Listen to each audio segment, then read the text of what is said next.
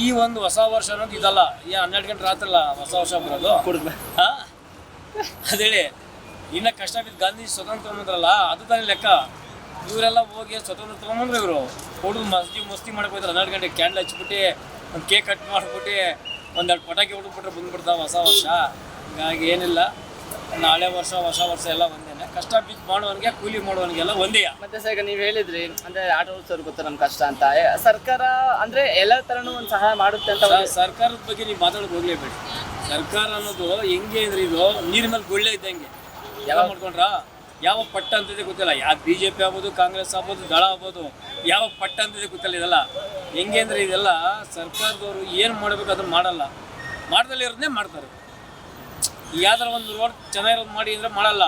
ಚೆನ್ನಾಗಿರೋನು ಆಗೋದಕ್ಕೆ ಕಿತ್ತಾಕಿತ್ರೆ ಅದೊಂದು ಬಿಲ್ಡ್ ಮಾಡ್ತಾರೆ. ಯಾರೇ ಆಗಲಿ ಗೌರ್ಮೆಂಟು ಕರೆಕ್ಟಾಗಿ ಮಾಡಬೇಕು. ಏನೇ ಮಾಡಿದ್ರು ನಮ್ಮಂಥವ್ರಿಗೆ ಗೌರ್ಮೆಂಟ್ ಏನು ಹೆಲ್ಪ್ ಮಾಡಲ್ಲ.